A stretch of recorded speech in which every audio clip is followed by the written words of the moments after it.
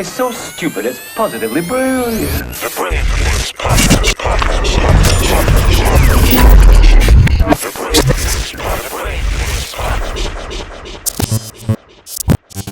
Dennis Rodman got to get all his flowers. Son, Dennis Rodman. Let's talk about it. First of all, I saw Bill Simmons trending this week because Bill Simmons had the worst take I've ever heard in my fucking life. What he say? That there is nothing interesting about Dennis Rodman. And there has never been anything interesting about Dennis Rodman. What was his argument? I don't even know if he had one. When somebody says something so stupid, I don't even care anymore. And I like Bill. Bill's my guy. Bill's been on Breakfast Club. I've been on Bill Simmons' podcast. But Bill, come the fuck on. That was trolling. That was 6ix9ine level trolling. What was his argument, though? I didn't even, to be honest with you, I didn't even pay no attention to his argument because I honestly think Bill was just upset Dennis Rodman was fucking Carmen Electra. Did Bill ever think he had a chance with Carmen Electra? I don't know, but he probably had Carmen Electra's poster on the wall, probably was jerking off to it all his life, and that was his worst nightmare, to see goddamn this big 6'8" black man with all these tattoos and ear piercings fucking Carmen Electra. Can you imagine Michael Jordan walking in a room and seeing Carmen Electra hiding behind a goddamn couch with a blanket, like just some regular thotty? You think it was just Carmen Electra? Oh, you think it was more than one? I think there might have been a dude in there too, bro. Man, shut up. Carmen Electra said that Dennis Rodman fucked her all around the Bulls facility. Of course. But Jordan said, I'm not going to tell you what was in there. Right? Jordan said, I walked in the room. And that was a little odd, right? He would have just said it was his girlfriend, Carmen Electra. If it was just her, he would have said he was in there with his girl. In Jordan's defense, he's not going to put the brother's business out there. Son, but it's the way he said it. He didn't say, I'm not going to tell you who was in there. He said, What? What? Son, Joe Exotic could have been in that room. You don't know who was there, Holy shit. Come whole on now. fucking tiger. Come on now. I'm looking at this tweet. Where's the tweet, bro? I'm looking for the Simmons thing, yeah. He might have deleted it. They was smoking his ass, yo. Because listen, you literally tweet this after we just finished watching who is quite possibly one of the most interesting human beings ever to live. Fuck basketball. Dennis Rodman is an interesting individual, bro. You know what I love about Dennis Rodman? The fact that he needed a mental health break, went to Vegas to blow off some steam, came back to practice in some goddamn pajamas and slides. They're doing fucking cardio exercises to get Dennis Rodman in shape, and he just starts running past everybody, busting everybody's ass. He didn't even fucking need it. That's incredible to me, bro. Okay, this is how retarded Bill Simmons is. Because he specifically says, and now he's like copping pleas a little bit, but he specifically says, crucial question that started today's pod. Why have we pretended for the past 25 years that Dennis Rodman was actually interesting? I'll tell you why. But he is. I'll tell you why. Not only is he interesting, he was way ahead of his time in what he was doing.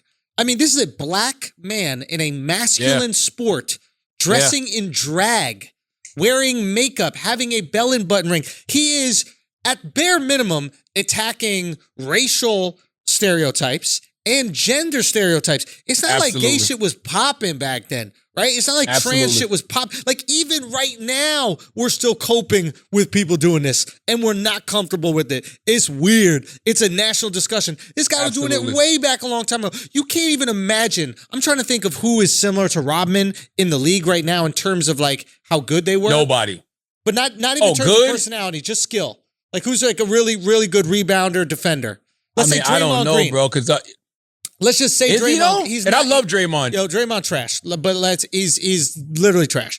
But let's just say Draymond Green out of nowhere started dressing in drag, started wearing a fucking makeup, fucking Madonna and every other interesting fucking Lady Gaga, whoever that Madonna of today is, and doing whatever the fuck he wanted with his life. We'd be like, holy shit, this is a very unique and interesting character who is pretty brave. To this day, nobody's done it. There is no current Dennis Rodman. Think about it. I don't think Draymond's trash either, by the way. But no, I don't think. Oh, Draymond's there's nobody who's ever done what Dennis Rodman has done. Like not in basketball. I mean, in music, you've seen a lot of people, embrace that type of gender fluidity. You know what I'm saying? Push the limits of what, Young Thug. What your identity? I don't even know what you would call Dennis Rodman. You know what I mean? I don't know if that's queer. I don't know what that is because he says he doesn't like guys. You know what I mean? But he's the guy that would be in the gay club with the baddest chicks. Clearly, he was taking down all the baddest chicks, right? So just put it like this. The conversation we're having about Dennis Rodman right now shows why Dennis Rodman is so interesting. I was blown the fuck away. After watching that, we started watching the Dennis Rodman 30 for 30.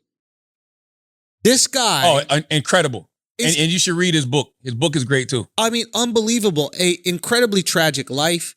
And you start to understand like how he builds these relationships with these people and why they were so important to him, why they were so valuable. Going into, I mean, the fact you could call him uninteresting, going into what happened with that Bulls team when Scottie went down, and then Jordan basically was like, yo, I need you to step up. And then all of a sudden, Rodman just flipped a switch, locked in, and turned around that fucking team, literally turned the ship around. Jordan couldn't do it by himself. He turns the fucking ship around. Scottie comes back and he goes, that took a lot out of me. I need a vacation. Like that to me was unbelievable. Yes, and by the way he turned things around. Rodman wasn't a scorer. Nope. Rodman will go get you 30 fucking boards. Son. And play crazy on the ball defense, locking motherfuckers down. Like he would change complexions of games with his fucking defense. Who is arguably the greatest winner in history? Period. Across sports? Michael Jordan. Well, if you go before Bill Russell. Oh, Bill Russell. You're right. Bill Russell, right? My dad would always tell me, he goes, that was the best player I've ever seen besides Jordan. I go, why? He goes, because he could control the game with defense and rebounding. Defense and rebounding, he could control the game. I think there was some game where he got like 50 rebounds against Wilt Chamberlain. I might be fucking those numbers up. Chris, you probably know. Is that right, Chris? What? Something insane, right? And it's like, Rodman had that ability with his intensity, with his on-the-ball defense and off-the-ball defense. And what the coolest thing about the documentary now was you could tell that's the player that Michael Jordan played with that he respected more than anyone else. He might have liked Scottie and appreciated Scottie, but he does not respect Scottie to the level he respects Dennis. Nah, that's not true. Fam, that's not true. When Scottie had his headache, did you see the way Jordan reacted to that? I guess you got a headache. You got a fucking headache. Well, you gotta understand, Jordan's a different type of alpha male. Fam. Jordan plays through anything, right? But let me say, he didn't respect Dennis leaving to go fucking take a vacation. But let me say one thing. When he said Scottie sat that time out, remember when he said Scottie took some time out? Charlie, you there? Yeah. When he said Scottie took some time out, right? He said that was selfish, right? Well, no, it wasn't because of timeout. It was because Scottie didn't get the surgery over the summer. He said because he was upset about his contract. And he said that was selfish of him. When Dennis Rodman went to Vegas to party, he just said, I got to go to Vegas to get him. No, he shitted on Dennis. He never said it was selfish. He never said it was selfish. He never criticized him. He never said anything. All he said was, we got to go get him because he's not going to come back. I'm telling you, I've never seen MJ speak with that much respect about another player. It is unbelievable. Nah, he does for Scottie. He loves Scottie. If you go back and watch his Hall of Fame speech, he's the first person he shouts out is Scottie. No. He loves Scottie. He doesn't respect him as much, and I'll tell you why. Let me tell you why.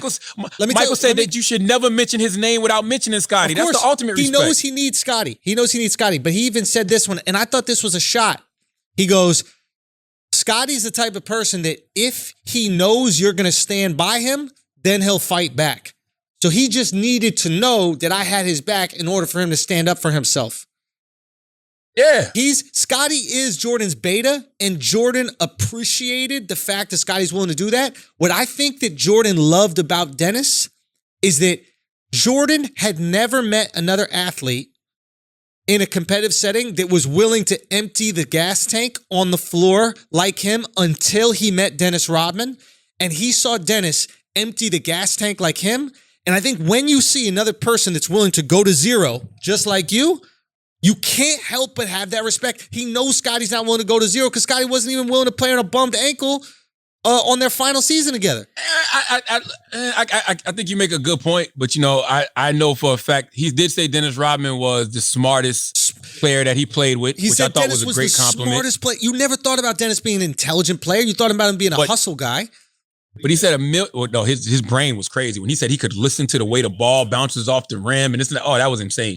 But he said Scotty was his best teammate ever. He said Scotty was a joy to play with. He said, you can't mention his name without mentioning Scottie Pippen. It was something else he said about Scotty.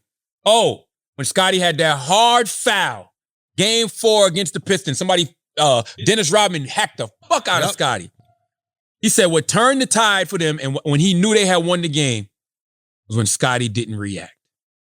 Michael said Scotty didn't react. That's when I knew we had it in the bag right then. Because you're not under my skin anymore. Yes, man. I think listen, I get what you said. I think he has the same amount of respect for both of them, just in different ways. Like, there's no way you can watch Dennis Rodman and not have like an enormous amount of respect for him and what he represents. You know what was really interesting about these last couple episodes? Is they confirmed GOAT status for people that weren't Jordan. Like, watching Rodman. Yes. Right? Hell fucking yeah. You're like, oh shit, I didn't realize how truly amazing this guy was. Like, this guy propelled 2 franchises to multiple championships by not scoring the ball. Like, that is unbelievable. And then 2, Phil. The way Phil got in to Scotty's head. You know what I'm saying? The way that Phil was able to coach Rodman's soul. You know what I'm saying? Like, because Phil was the same type of player. Like I didn't realize that. Phil was a wild ass, hippie ass guy like that. He understood him. He understood him and he was able to coach his fucking soul. And what I admire so much about Jordan, I was trying to talk about this on Flagrant. I was trying to articulate it, but like, Jordan's sole focus is winning, right? That's all he wants is to win, right? Mm-hmm. And I think that there's something truly, I guess, progressive about having a sole focus of winning, because if you look at Jordan, he's this alpha male, like the classic alpha male. You would think a guy at that time would see Dennis Rodman walking around with a belly button ring and fucking nail polishing bag. Hey, look at this fruitcake over here. Look how he's there. But he was so focused on winning and he knew Rodman would help him win. He didn't give a flying fuck how you dressed. He didn't care what you did when you went to Vegas. All he cared about, were you going to show up when we play? And he knew Dennis would. Goddamn It was so cool. Like, goddamn right. I mean, it would be so easy if you just ask any other player in the league, what do you think about Dennis Rodman? They just start criticizing. You know what it is? What's that? No matter how different people are, him and Rodman had the same interests. That's it. All you need is one thing. One thing in common. To connect on. And when it's something that you really care about, like winning, this motherfucker wants to win like me. Phil, let him go to Vegas and sniff coke for a couple of days, fuck a couple white girls. He'll be back. We're going to win this championship. And that's exactly what the fuck they did, bro. Like, I mean, that's just, he didn't give a fuck. He didn't care. As long as I know you're going to show up, I say that all the time. Go. I can deal with so much fuck shit from people. If they are extremely talented. Yeah. I can deal with all the bullshit if you're extremely talented. Yeah. If you're not extremely talented. Now it's annoying. And you're on some bullshit. Get this the fuck away from me. What is this? Why are we putting up with this? Why are we putting up with this? You can't show me why I'm putting up with this. With Dennis Rodman, comes on that court, he gives his all, 40 boards a game, lockdown defense. Hey, I'm great. Let's go. Nothing to complain about. But if you are mediocre as fuck or whack and you're annoying, why? Why are we dealing with this nonsense? Why?